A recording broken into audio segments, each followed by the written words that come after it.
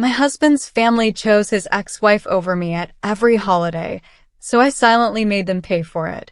Hey lovelies, please support us by subscribing. Drop a hi in the comments and let us know where you're watching from. Now, let's continue today's story. I should have known something was wrong when Mark handed me a gift bag at Christmas dinner instead of a wrapped present like everyone else. But what really broke my heart wasn't the obvious afterthought. It was watching his family light up when Shanice walked through the door with their daughter Kaya. Oh my goodness, Shanice. You look absolutely stunning. Mark's mother, Dolores, practically flew across the room, arms wide open. The same woman who'd given me a stiff side hug when I arrived an hour earlier. I watched from the kitchen doorway, my homemade mac and cheese growing cold on the counter, as they fawned over the woman who'd cheated on my husband 3 years ago. Mark squeezed my shoulder awkwardly. Babe, you understand, right? Kaya needs to see her mom at family gatherings. I understood perfectly. What I didn't understand was why I had to disappear into the background every single time. Of course, I whispered, forcing a smile. Family first.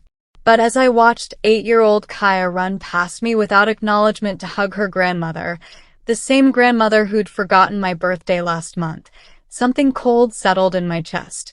Dolores had already moved my carefully prepared dishes to make room for Shanice's store-bought contributions, displayed prominently on the good china. I'd been invisible in this family for 2 years. Today, watching them choose her again, I realized being invisible had its advantages. Nobody notices what invisible people are planning. The decision crystallized as Mark's sister Belinda brushed past me to compliment Shanice's hair. These people wanted to play favorites? Fine. But they were about to learn that every choice has consequences, and some games have players they never saw coming. The exclusion wasn't new. It was systematic. As I sat in my car after that Christmas disaster, I pulled out my phone and scrolled through 2 years of family gatherings. The evidence was damning. Easter 2023. I'd spent 3 days making a stunning lemon cake from Mark's grandmother's recipe. When I arrived, Shanice's store-bought dessert occupied the center of the dessert table. My cake? Shoved in the kitchen corner, untouched. Thanksgiving 2023, Dolores had forgotten to set a place for me, but somehow remembered to save Shanice's favorite spot at the table. Oh honey, just grab a chair from the kitchen, she'd said dismissively while ensuring Shanice had the good silverware. 4th of July 2024, I'd offered to host the family barbecue since our backyard was perfect for it. That's sweet, Felicia. But Shanice already volunteered her place, Mark had said apologetically. I wasn't even invited until Kaya asked why I wasn't coming. Now, sitting in my Honda Civic outside Dolores's house, I documented everything. Screenshots of text threads where I was left out of planning. Photos of me standing awkwardly in the background while they embraced Shanice. Videos of gift exchanges where mine were open last, if at all. My phone buzzed. A text from my sister Tanya. Girl, you look miserable in every family photo Mark posts. When you gonna stand up for yourself? I stared at the message, then looked back at the house where warm light spilled from windows, illuminating a family that had no room for me. Mark appeared in the doorway, probably wondering where I'd gone. Soon, I typed back to Tanya. Real soon. But I wouldn't be standing up, I'd be strategically positioning myself. They'd taught me the rules of their game perfectly. Now it was time to play by them. Knowledge is power, and I started collecting both like my financial planning career depended on it. Which, in a way, it did. If I was going to make them pay, I needed to understand exactly what mattered to each family member. During my lunch break, I created detailed profiles. Dolores Wilson, 58, worked as a church secretary and prided herself on her reputation in the congregation. Her weakness? Public embarrassment. She'd rather die than have the church ladies think poorly of her. Belinda Wilson Bryant, 34, Mark's younger sister, was climbing the corporate ladder at a prestigious marketing firm. Her Achilles heel? Professional image. She posted constantly about authenticity and women supporting women on LinkedIn. Mark's brother Craig, 31, had been struggling with his landscaping business since COVID. He depended on family referrals to keep afloat. Take away his support network, and his livelihood crumbled. And then there was Mark himself, 35, my husband of 2 years who'd grown comfortable letting his family disrespect me because I never caused drama.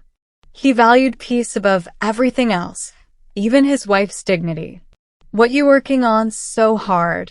asked my coworker Janet, peering over my shoulder. "Just some family research," I said, closing my laptop quickly. But Janet's words echoed as I drove home that evening. I wasn't just working hard, I was working smart.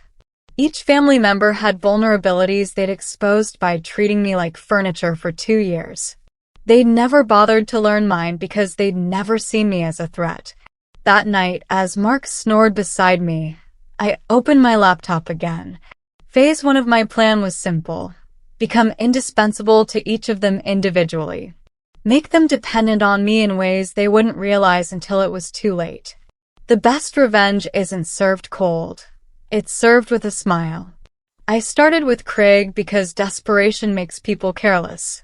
His landscaping business, Green Dreams LLC, was hemorrhaging money, and he'd been too proud to ask for help. "Craig, I've been thinking," I said during our next family gathering, cornering him by the punch bowl. "You know I work in financial planning, right? I've seen your potential client base, all these suburban neighborhoods desperate for quality landscaping." His eyes lit up like Christmas morning. "For real? You think you could help me get some clients?" "More than that," I said, pulling out my phone. "I can help you restructure your business model, create a marketing strategy, even connect you with some of my wealthier clients who need regular maintenance." Within 2 weeks, I'd helped Craig land 3 major contracts worth over $15,000. I restructured his pricing, taught him about tax deductions, and even designed his new business cards. His gratitude was effusive. "Felicia girl, I don't know how to thank you," he said, hugging me tight at the next Sunday dinner. "You literally saved my business." Dolores watched this exchange with newfound interest. For the first time in 2 years, I saw calculation in her eyes when she looked at me. Money talked in this family, and I was speaking their language fluently. But my real masterpiece was yet to come. While Craig sang my praises, I was already laying groundwork with Belinda. Her company was launching a diversity initiative, and she'd been struggling to find the right angle. "You know what your campaign needs?" I'd mentioned casually over coffee. "Authentic stories about overcoming bias.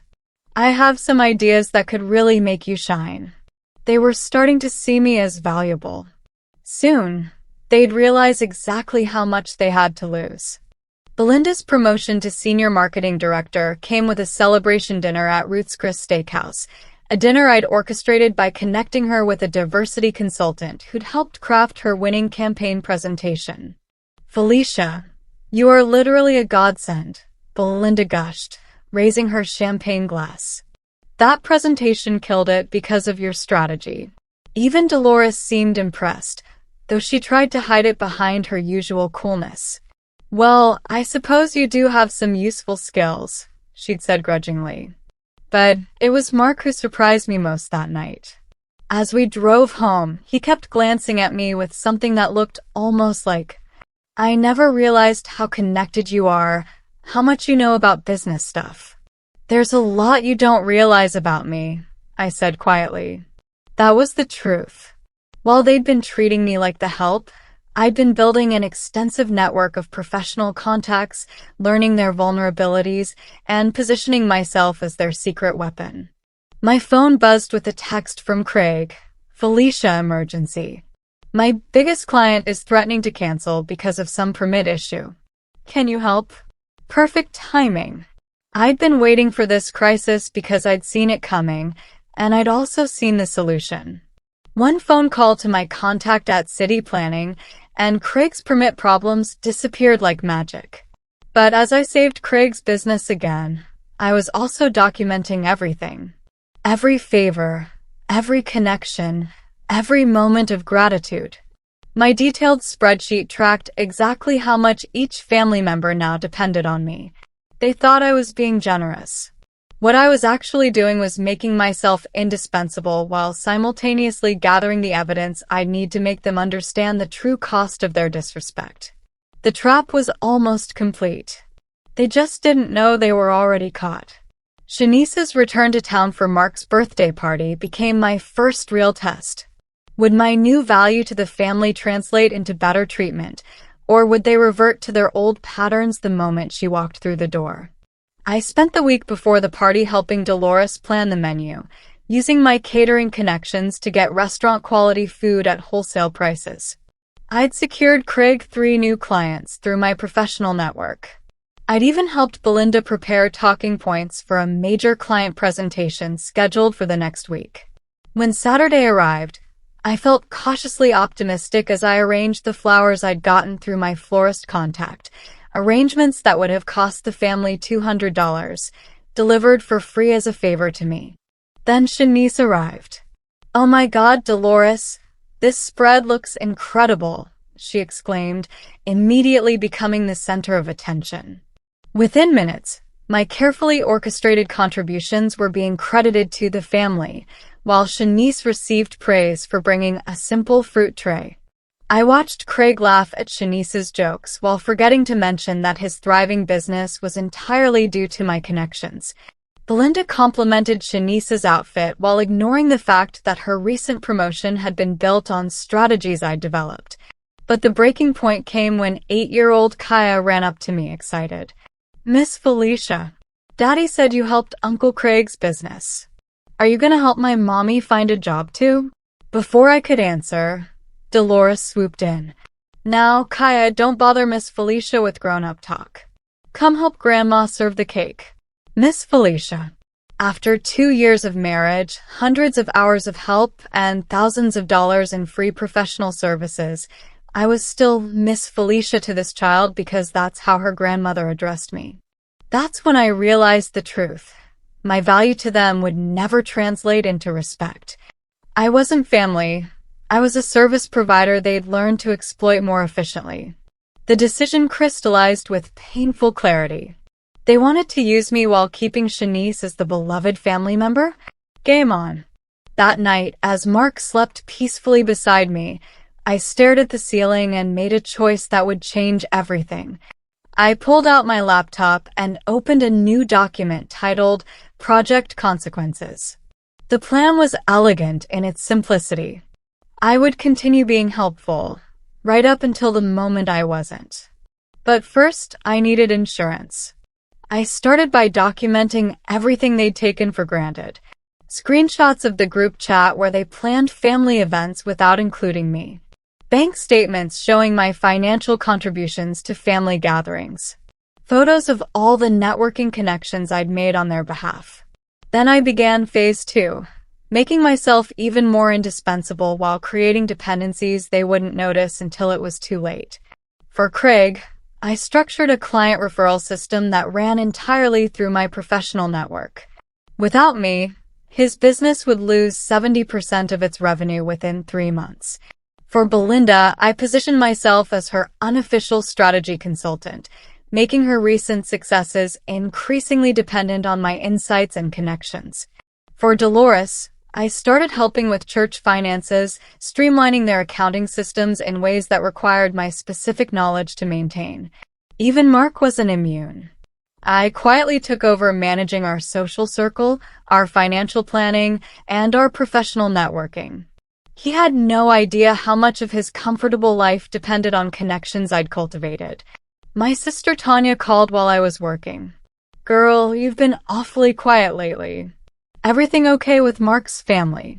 "Everything's perfect," I said, and for the first time in months, I meant it. I'm just learning to play their game better. Because that's what this was, a game.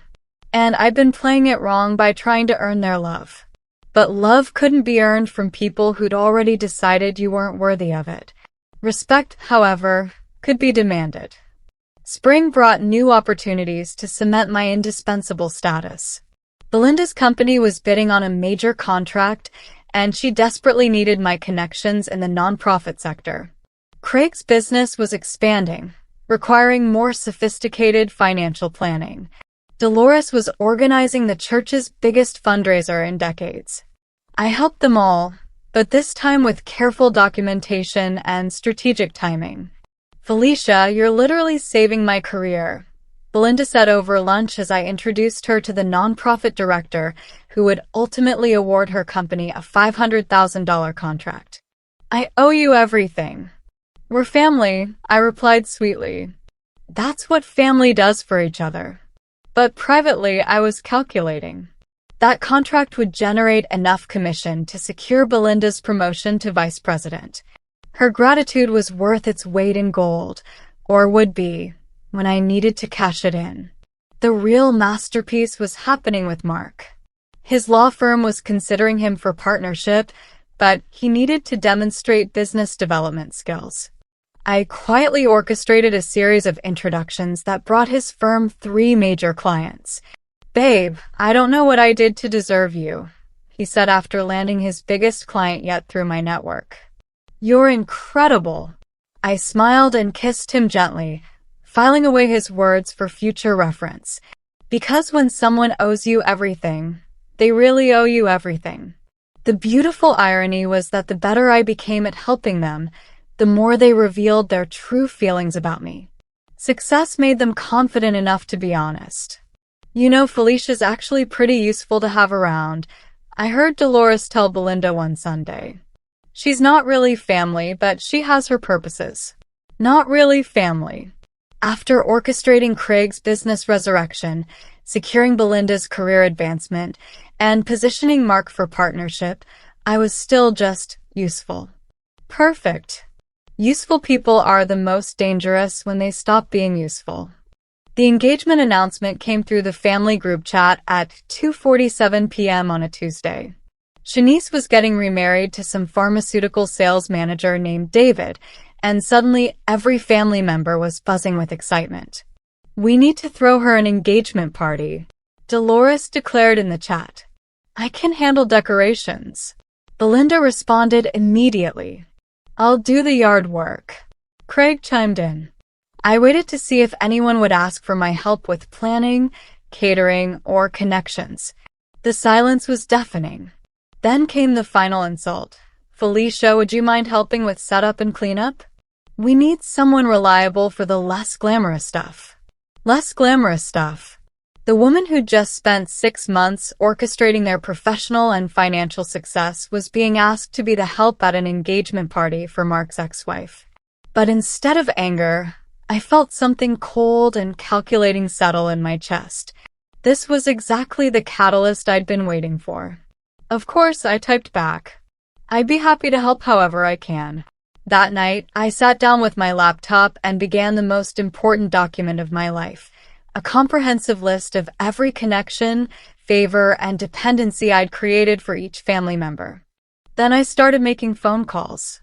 My first call was to Craig's biggest client. "Hi, this is Felicia Thompson from Thompson Financial Planning. I wanted to touch base about the landscaping contract we discussed. There might be some changes coming." My second call was to the nonprofit director working with Belinda's company. "I hope the project is going well. I should mention that my involvement with the Johnson account might be changing." By midnight, I'd had 12 strategic conversations that would reshape the Wilson family's understanding of exactly how much they'd taken for granted. They wanted me to clean up after their celebration of Shanice? Fine. But they were about to learn that some messes are impossible to clean up. The engagement party was scheduled for Saturday. On Thursday, Craig called in a panic. "Felicia, what the hell is happening? 3 of my biggest clients just called to reassess their contracts. They're saying something about changes in consulting relationships." I let him stew in his confusion for a moment before responding. "That's terrible, Craig. Have you considered that maybe they're just exploring other options?" "But these were solid relationships." "You said..." He stopped mid-sentence as understanding dawned. Wait, this is about the engagement party thing, isn't it? I have no idea what you mean, I said innocently.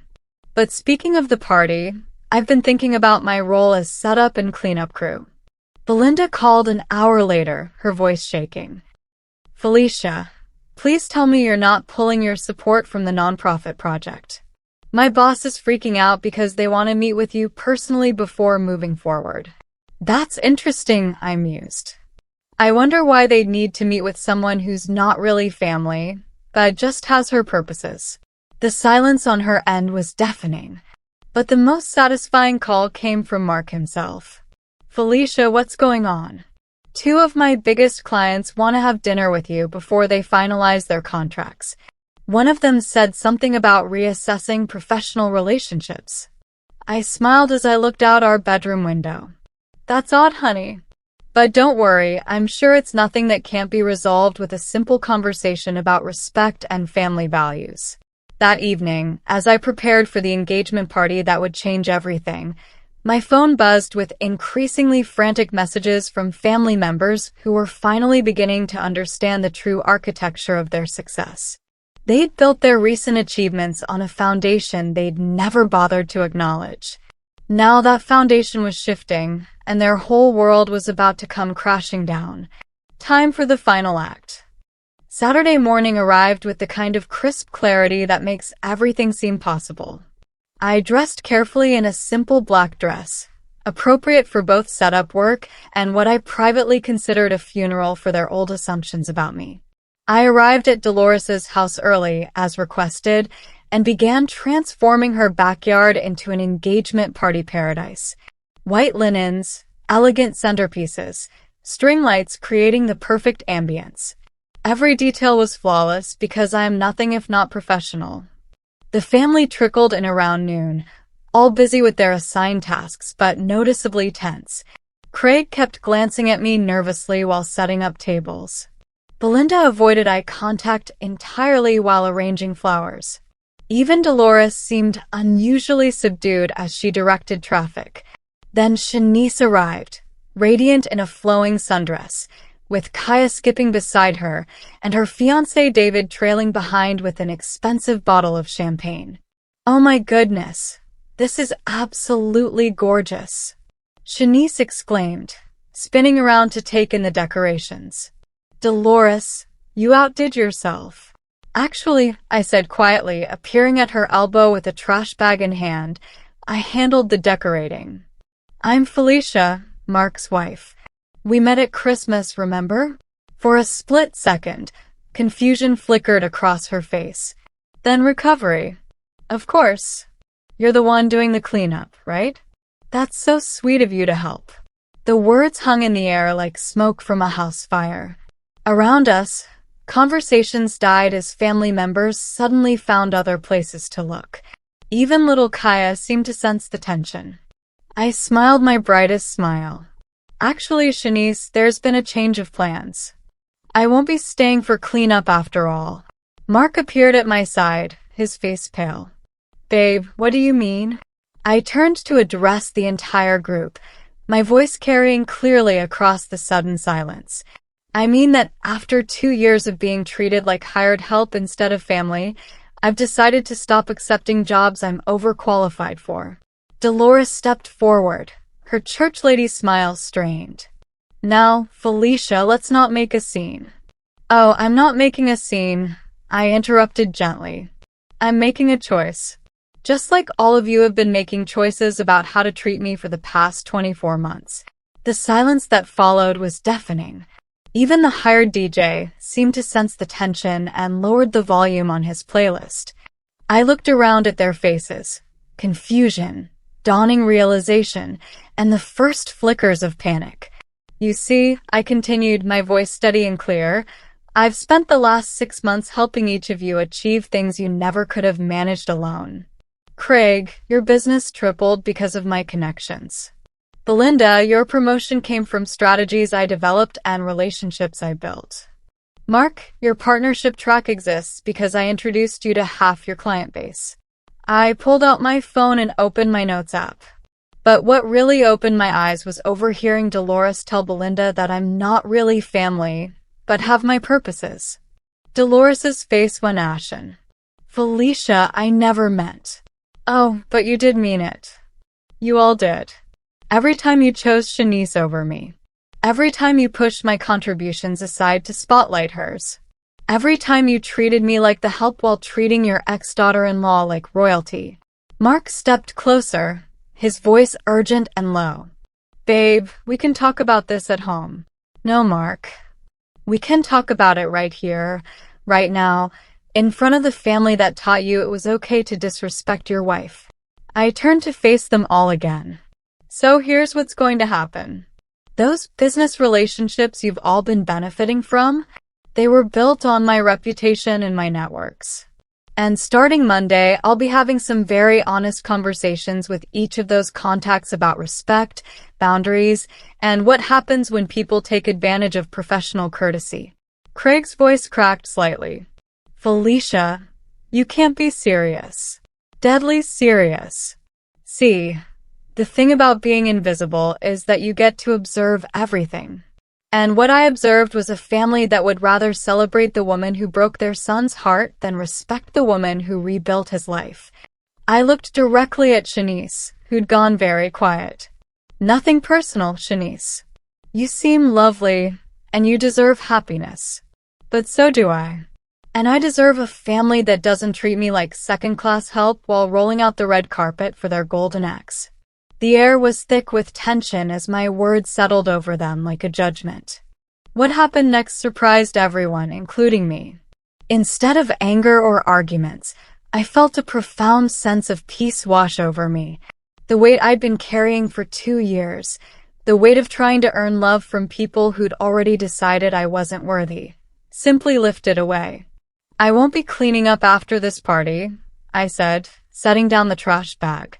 In fact, I won't be attending any more family gatherings where I'm treated like staff while Shanice is treated like family.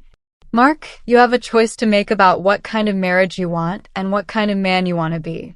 I walked toward my car, but Kaya's small voice stopped me. Miss Felicia, are you mad at us? I turned around and knelt down to her level. This child was innocent in all of this. No, sweetheart. I'm not mad. I'm just choosing to spend my time with people who appreciate me. That's what grown-ups do when they realize they deserve better. As I stood to leave, something unexpected happened. Craig stepped forward, his voice shaky. Felicia, wait. Please. I never realized how much we've been taking advantage of you. Can we talk about this? Then Belinda, she's right. We've been horrible to her while she's been incredible to us. Even Dolores seemed to find her voice. Felicia, I owe you an apology. A big one. But it was Mark who surprised me most. He followed me to my car, his eyes filled with something I'd never seen before. Genuine remorse mixed with newfound respect. Felicia, I've been a terrible husband. You saved my career, my family's businesses, and I let them treat you like you didn't matter. That changes now. Today. Whatever it takes. I looked back at the party, at Shanice standing awkwardly by the gift table, at the family members who were finally seeing me clearly for the first time in 2 years. Maybe it does change, Mark. But change has to be earned, just like respect. And that starts with you deciding whose opinion matters more, theirs or your wife's. As I drove away, my phone was already buzzing with texts, calls, and apologies. But for the first time in 2 years, I wasn't rushing to respond to their needs. I had my own life to rebuild. And this time, I'd build it with people who knew my worth from day one. The best revenge isn't destroying them. It's becoming so phenomenally successful without them that they realize exactly what they lost. That's a lesson the Wilson family would never forget. Last thought experiment for you. 5 years from now, do you think Felicia will be thanking herself for this decision or wondering, what if? I'm genuinely curious about your prediction. Let me know in the comments. And if these stories about people choosing their sanity over toxic relationships speak to your soul, Subscribe and turn on those notifications. You won't want to miss the next one.